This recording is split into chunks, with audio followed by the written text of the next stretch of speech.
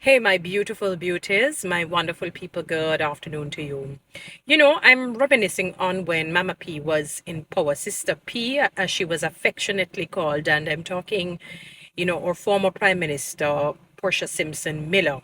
She was the very vivacious, effervescent, lady full of life, and never a dull moment with her when she was in power. There are people who never liked her or liked her leadership or liked her style of leadership because she was real and raw in a not in a necessarily a bad sense, but she was just being herself or what she knew, how she was cultured and socialized. And I'm sure she did the best that she could have done, in her estimation. In fact, there are world leaders who, they admire her and admire what she has done in Jamaica here. And I recall how, when social media started to really become a little bit more prevalent, like with the Facebook, we never had TikTok at the time.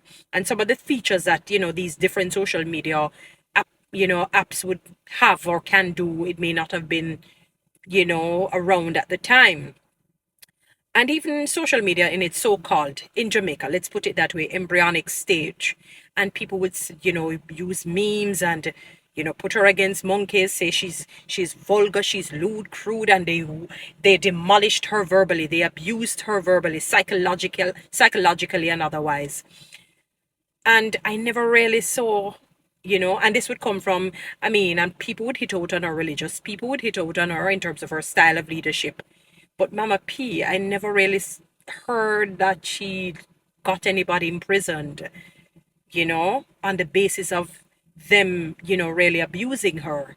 I never really heard her doing that. So, you know I'm kind of appalled. There's a particular pastor who keeps, when he's speaking, he gives a story, put behind bars for saying thus saith the Lord, and that our present Prime Minister Andrew Holness is the first leader, to put basically a pastor behind bars. Listen to me, Prime Minister, with all due respect, I've often said we must respect those in leadership, whether it's through God's permissive will or perfect will.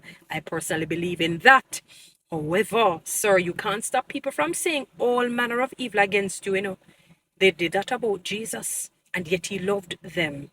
My take on life is, you see, if they are in the wrong, whatever seed they sow, they will reap. I'm not saying if they do something that is illegal, no, that, the laws of the land mustn't catch up with them. Don't get me wrong. But if it is not really illegal, sir, because it seems as if, I'm not saying you're doing it, that since you've been in power and they say anything bad about you, they get locked up. Guys, follow me on TikTok. Subscribe to my YouTube channel.